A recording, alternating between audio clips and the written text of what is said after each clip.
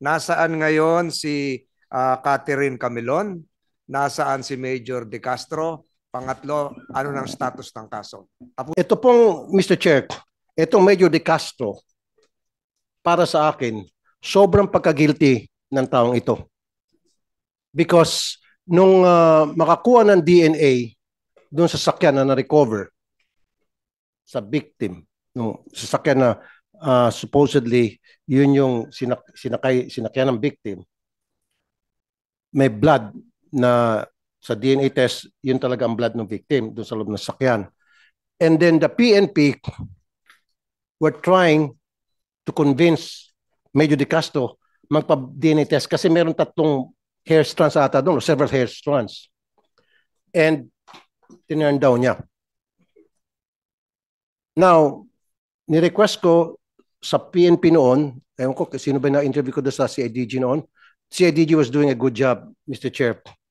And the CIDG requested doon sa kamag-anak. Kasi siyempre, di mo pwedeng pilitin yung police, yung suspect. Yung kamag-anak, tumanggi rin. Kasi yung kamag-anak, pwedeng idudugtong yun eh. DNA test, ayaw din. Now, dito yung pumapasok yung investigative technique, Mr. Chair, na kulang sa ating kapulisan. Kuminsan kasi common sense. Nandoon na yung police nasa custody ninyo. Tama? Sino ba may custody sa PNP, sa kay Major noon? Sino po may custody sa PNP no at that time? Kanino po di ba nasa custody yung niyo si Major nakakulong o sa headquarters? Kayo po? Within the campo po, Your Honor. Kaya nga. Opo. So sino nga po mismo may custody doon kay Major while Yung he was inside the chief camp? po ng RHSU namin, Ano Your po? Honor. Chief ng regional holding unit natin. Okay.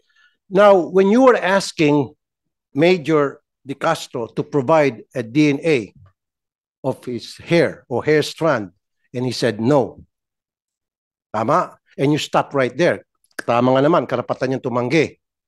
Ba't hindi niyo po ginamit yung common sense ninyo? Nandoon naman siya nakahiga, kung saan siya nakahiga. Sana naman isa sa inyo, nilinis yung kama o yung unan, kumuha ng hair strand doon, kinuha yung kanyang suklay, o pagkatapos niya maligo, tiningnan yung banyo, kumuha ng buhok niya, sigurado ako, siyempre may nalalagas na buhok yan pag naliligo siya. O sigurado ako, pag natutulog siya, dyan sa unan niya, may mga buhok dyan. Doon lang kayo sana kumulekta. Ba't niyo po ginawa? Kasi palagi niyo sinasabi sa akin, ayaw po, hindi natin pwedeng pilitin yan. Tama nga naman, karapatan niya po yan na tumanggi. Tama nga naman, I agree with you. Pero gumawa kayo ng diskarte. Matagal niyo nang sinasabi sa publiko na we were able to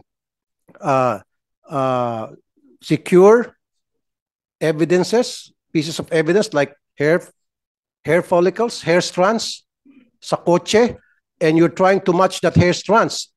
Sabi nyo. And then sabi nyo sa akin, nung interview ko sa radyo, ni-request nyo kay Major na mag-provide ng sample. Ayaw ni Major. So, nag-antay kayo ng ilang araw, baka magbagong isip. Am I right? While waiting for those 3, 4, 5 days, sana dumiskarte kayo. Yan ang sinasabi ko. Saan siya natutulog, siya sa nakahiga. Pagising sa umaga, pasimple, yung unan, kunan niyo ng buhok. Yung suklay niya, ano bang suklay ginagamit niya? Simple niyo, kunan niyo ng buhok doon. Sa banyo, pagkatapos niyang ligo, kukunan niyo ng buhok. Yun niyo po ginawa. Sir. If I may, Your Honor. In fact, naisip na po namin yan nung andun siya sa office ko. Meron siyang baso na pinag-inuman. And yun sana yung gagamitin namin. However, when I consulted my legal officer, that evidence might not be admissible in court. Will not be admissible in court because I know that, Major General. I know that. Consent, I know that for a fact, of course. Pero at least it will give you a guide na para kung saan nyo i-focus yung investigation nyo. Hindi na kayo mag-isip-isip na baka si Juan, si Pedro, si Mario ang suspect. At least pag ginawa nyo yun, tapos napatunayan na talagang siya pala ito, doon na kayo magpo-focus. Si Juan na talaga, wag na kayo maghanap ng ibang suspect kasi ito si Juan based dito sa nakalap natin na ebidensya sa DNA. Di ba? And second, yung kape na ininuman niya, anong ebidensya pong nakuha nyo sa sasakyan, di ba, hair strand? Oh, hair strand, coffee. Meron pong saliva dun sa baso po sir na pinag-inuman niya. So pwede Pero, pong sir, gamitin yun. Di ba may nakuha kayong hair strands doon? Sinabi niyo sa akin, di ba? Ilang pieces ho na hair strands? 3, 4? O di ba? So dapat, kung saan siya natutulog, doon sa kama niya, pagising niya, imposible walang hair strand doon, di ba? Anyway, gusto ni Senator Tulfo hair strand to hair strand. Pero pag DNA kasi, absolute yan eh. Oh. Kung DNA na makukuha sa hair strand at saka DNA na makukuha dito sa baso, magkaiba. pareho lang yan. Kasi isa lang ang DNA ng tao eh. Kung anong DNA na makuha doon sa buhok at DNA na makuha dito sa iniinuman niya, mag-match yan. Pareho lang yan. Walang problema yan. Yeah, I understand with Pero you. yun, ang question nila, ang issue dyan is yung admissibility in court. Dahil yun nga, yung poisonous tree ang lalabas dyan, di ba? Yung poisonous tree doctrine na anything evidence na makukuha mo without the consent of the tao is magiging poisonous yan. Yung fruit of the poisonous tree. Yeah, fruit of the poisonous tree. Oh. Pero yan nga, I agree with you, Mr. Chair, na hindi natin pwedeng gamitin yung sa korte. I know that. Pero at least, mafo-focus nyo yung inyong investigation. Pero, Pag napatunayan base sa inyong pag-secure na walang court order halimbawa, at napatunayan yung ebidensya na ito nga pala talaga ang suspect natin, then doon na kayo magpo-focus. Huwag na kayo mag-focus sa iba pa. Tama yun. Pero, Your Honor, Senator Tulfo, yung mga pulis na ito, sigurado ako, without yung DNA, alam na nila yung focus nila kung saan sila nakapokus eh. Nakapokus na talaga sila doon sa mga primary suspects. Kahit na wala pang DNA results, alam na nila yan kung mga investigador ito na Chairman. But yeah, go ahead, Senator Chairman, Senator with indulgence Tolentino. of Senator Tulfo and the Honorable Chair, just a point of order. Why don't we allow Colonel Malinaw to complete the narrative? Yung last 2 minutes na fast forward mo. Nasaan ngayon si Catherine Camilon? Nasaan si Major De Castro? Pangatlo, ano ng status ng kaso? Tapusin mo lang yan para for purposes of the records of this committee. Yung tatlo lang yan. Yes, sir. Bilisan na yan. Wag mo nang step by step lahat Yes, sir. yung kanina. I'll just go And then directly to please provide the committee a copy of your presentation to complete the loop. Yes, sir. Will Thank you. comply, sir. Please proceed. We'll go directly to the date of the filing of the case, sir. Ano si Catherine ngayon? Wag mo nang yung timeline, wag na yan. Yes, sir. The November 3 testimony of the 2 witnesses, sir, that was the last time the body of Catherine was seen being transferred from a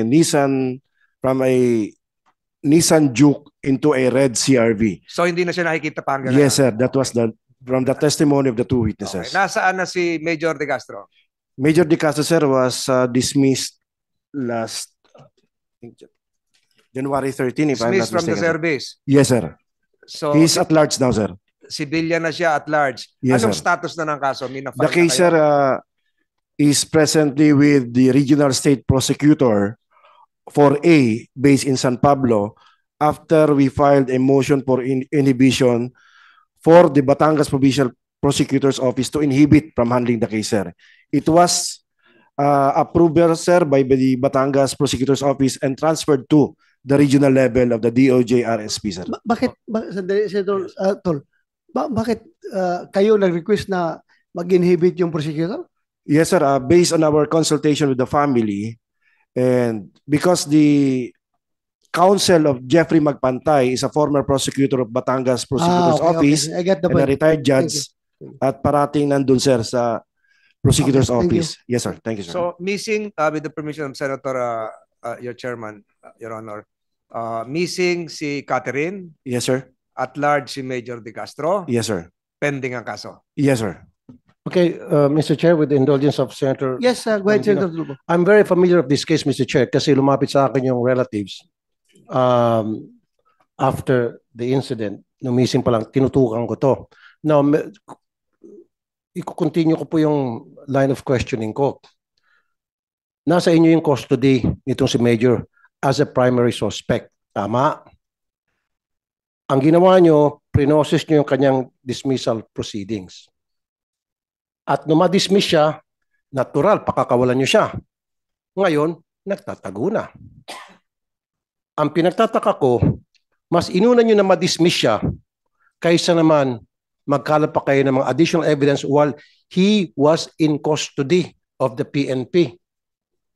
Minadali nyo yung dismissal proceedings, samantalang ang dami ko na pong kaso, Mr. Chair, na pinailan ng dismissal